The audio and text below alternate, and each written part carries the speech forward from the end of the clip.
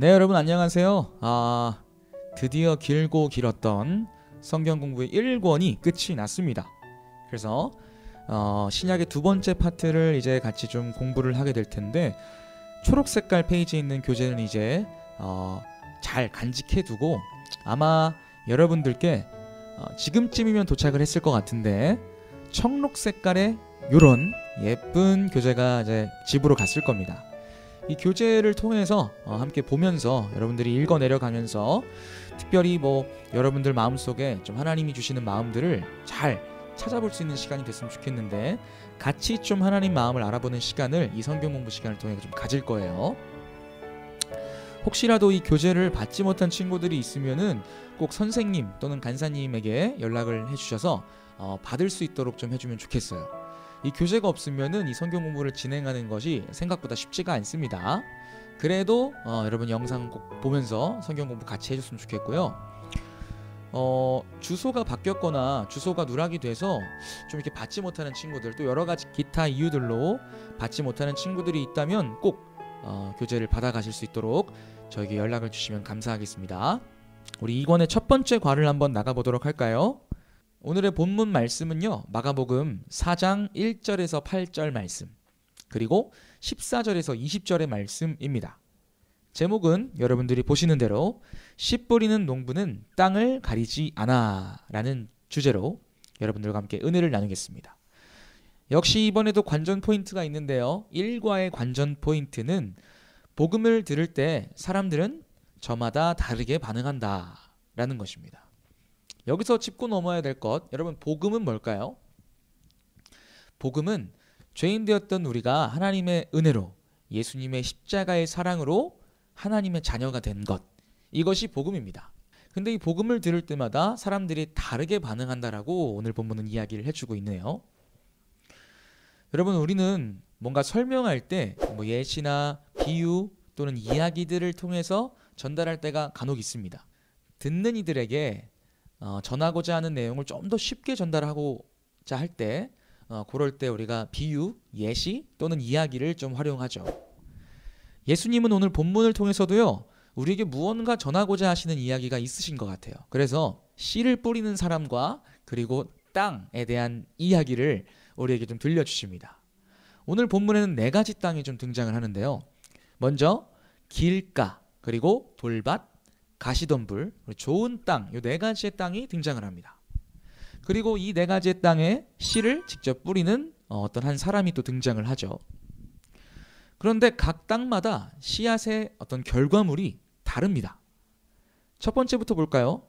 먼저 길가에 뿌려진 씨는요, 딱딱해진 이 땅 때문에 심어지지 못하고 새들이 와서 직접 먹어치워 버립니다. 열매를 맺지 못하는 거죠. 두 번째로 돌밭에 뿌려진 씨는 이 흙이 있긴 있어요. 그래서 심어지기는 하는데 깊게 뿌리를 뻗지 못합니다. 그래서 해가 돋자 말라버리고 말죠. 결국 이 두 번째 돌밭도 열매를 맺지 못합니다. 세 번째는요, 앞에 두 땅과는 달리 좀 더 유리한 조건이에요. 가시덤불이 많은 땅입니다. 이 가시덤불이 많다는 것은 충분한 흙이 있었기 때문에 가시들이 자랄 수 있었다는 것을 의미하는데, 그런 의미에서 충분히 씨앗이 자랄 수 있는 양분이 이곳에서는 있었다라는 거예요. 그런데 이 가시들이 이 열매를 제대로 맺는 일들을 방해한다라고 설명을 하고 있습니다. 결국 세 번째 땅도 열매를 제대로 맺지 못합니다. 그리고 마지막에 등장하는 좋은 땅, 이 땅은 씨앗이 잘 심겨져서 30배, 60배, 100배의 열매를 맺는다라고 이야기를 하고 있습니다. 여러분, 이 스토리의 주제는 과연 뭘까요? 우리 한번 알아볼까요? 여기서 씨 뿌리는 사람은요, 바로 말씀을 전해주시는 예수님을 뜻해요. 그리고 이 땅, 4가지의 땅들은 그 말씀을 받는 우리들의 모습을 뜻하죠. 그런 의미에서 다시 한번 돌아봅시다. 첫 번째, 길가는요, 말씀을 분명하게 들었지만 바로 흘려버리는 사람을 의미합니다. 두 번째로 돌밭은요, 말씀을 들었어요. 그리고 마음에 새겼는데 어떤 삶의 고난이 찾아오자마자 무너지는 사람을 의미해요. 세 번째 가시덤불은요, 마음에 말씀을 분명하게 새겼지만 또 한편에 염려와 고난을 해결하지 못해서 직접 말씀을 삶으로 실천으로 옮기지 못하는 사람을 의미합니다. 그리고 마지막으로 좋은 땅은 이 하나님의 말씀을 듣고 깊이 간직하며 무엇보다 실천하는 사람을 의미합니다. 여러분들은 어떤 모습으로 좀 살아가고 계신가요? 우리는 하나님이 우리의 아버지이시고 또 선한 길로 인도하시는 참된 목자라는 것을 너무너무 잘 알고 있습니다. 그래서 우리도 입술로 그렇게 고백하죠. 하나님은 우리 아버지시라고. 그런데 우리에게 문제가 찾아올 때 우리는요, 하나님을 잘 잊어버려요. 그리고 또 시간이 흘러서 다시 예배를 통해 또 하나님의 사랑을 통해 회복하면서 하나님께 돌아옵니다. 그리고 또 하나님을 잊어버리고 또 회복되고, 이것의 반복이 우리들의 삶이에요. 이 반복되다 보니까 마음도 참 어려워집니다. 오늘 정말 여러분과 나누고 싶은 핵심이 바로 여기에 있는데요.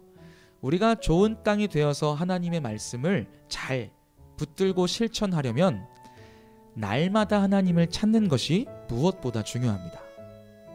여러분, 정말 하루라도 하나님의 말씀을 놓치고 하나님과의 시간을 놓친다면 우리는 언제든지 길가 또는 돌밭 또는 가시덤불의 땅과 같은 모습으로 살아갈 수밖에 없는 자들입니다. 결국 우리가 좋은 땅이 되기 위해서, 열매 맺기 위해서는 매일매일의 시간을 하나님께 드려야 합니다. 사랑하는 여러분, 여러분은 하루 중에 얼마나 많은 시간을 하나님께 드리고 있나요? 말씀 읽는 시간, 기도하는 시간, 하나님을 생각하는 시간, 여러분들의 하루 속에 하나님을 생각하는 시간이 얼마나 주어져 있나요? 지금껏 우리가 잘 못했다 할지라도 좋은 땅이 되기 위해서 우리 매일매일 하나님과의 교제의 시간을 가져봅시다. 사랑하는 여러분, 이번 한 주를 살아가면서 아무리 분주한 삶이라 할지라도 여러분들의 시간과 마음을 떼어내어서 하나님과의 교제를 놓치지 않는 우리 사랑하는 비전 중고등부 친구들이 되기를 간절히 소망합니다.